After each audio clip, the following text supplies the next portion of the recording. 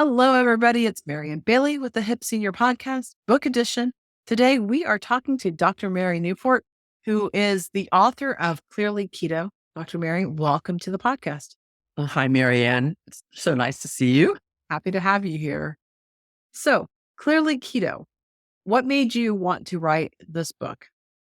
I'm a physician. I practiced newborn intensive care for 30 years, but I was also a caregiver for my husband, Steve, who had early onset Alzheimer's disease for about 15 years. And he had a dramatic improvement to ketogenic strategies. So these are oils like MCT and coconut oil that your liver will convert to ketones and provide fuel to the brain.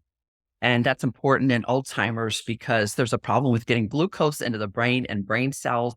Glucose is needed to fuel the cells, and ketones can provide that alternative fuel. And he had a very dramatic response to this. So I've been trying to get the message out ever since. And this was in 2008 that this happened. And this book just came out in the fall of 2022. Nice. It's Clearly Keto for Healthy Brain Aging and Alzheimer's Prevention. So I have learned a tremendous amount. I've constantly researched Alzheimer's and how nutrition fits into this. And I wrote this book to try to help everybody else who is worrying with this or dealing with it, a loved one that they have that they're taking care of, but also for themselves. So, when you're talking about coconut oil and doing that, and I know you've got another book called The Coconut Oil and Low Carb Solution for Alzheimer's, there's another diseases. But when we're talking like coconut oil for that, can a person just eat a spoonful of coconut oil a day and benefit from that? Or are there other ways of doing that? I'm sure your book tells them this as well. Yeah, there are very good instructions for how to incorporate it into the diet fairly early in the book. I have a chapter early on that is a quick start guide for cleaning up your diet and how to start adding these oils to your diet. So this is coconut oil and MCT oil that are converted to ketones. And then the book basically launches into looking at nutrition in general, the big problem of diabetes, for example. So many people have diabetes. If you get to be age 75, 3/4 of people either have diabetes or they have pre-diabetes. And what's going on in the brain in Alzheimer's is a type of diabetes where these cells just cannot get glucose normally into them. So providing ketones to your brain and greatly reducing the sugar, the added sugar, the sweets, greatly reducing starchy foods, getting away from white flour, which is basically nearly all glucose, white flour and white rice, eating more whole grains, eating more healthy whole foods. It's a way to help you with brain aging, to help reduce inflammation occurs as you get older in the brain.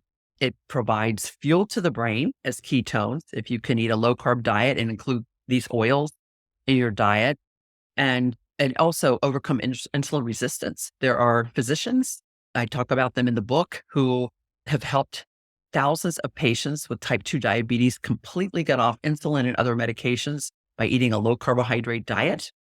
And this is good for your brain because when you reduce insulin resistance in your body, you do that in the brain as well. And 30% of people with diabetes will develop dementia, usually Alzheimer's. So it's 6 times more common than in the general population. On average, people, about 5% of us will get it. But if you have diabetes, it's about 30%.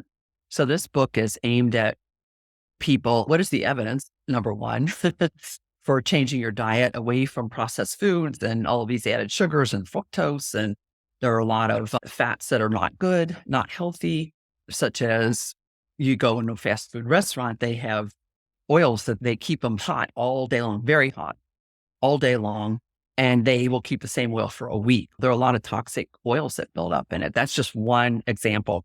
This book will teach you all about what is a whole food diet, what food groups, why are they important, and how to put all this information into a diet that you can design for yourself, but you can plan it yourself.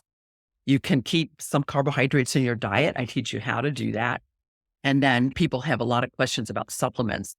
They think if they take a magic pill, they won't need to change their diet. All they have to do is take this pill. You see them advertised on TV for memory And there's just so much more to it than that. But there are some supplements that are important that people don't get enough of. So I spell those out in the book, why they're important. It's not a bunch of them. It's maybe 6 or 7 things that people might need to supplement with if they're not getting enough through their diet.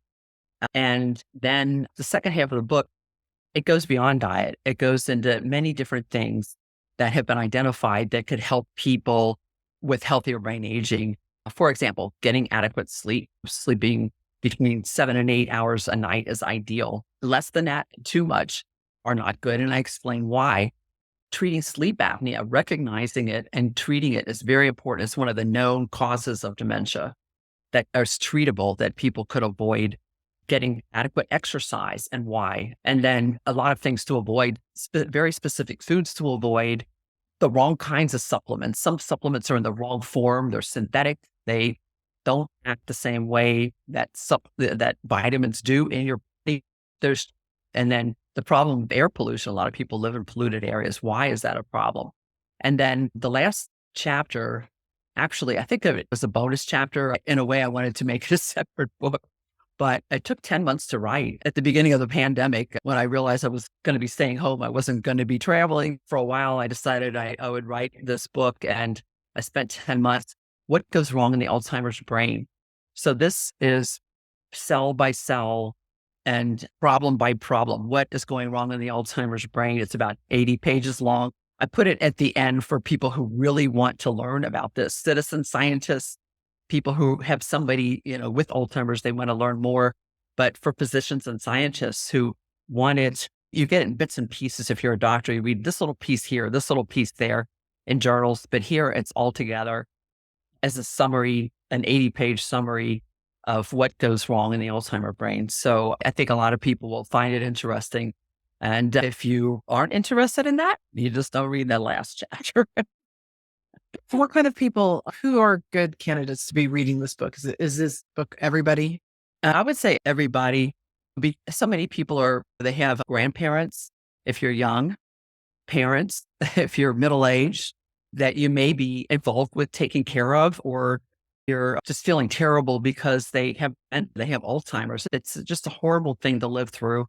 So many unexpected things happen, and then people worry about it for themselves. And the sooner you start thinking about it, avoiding getting diabetes. If you have diabetes, knowing that, especially type 2, you can reverse it.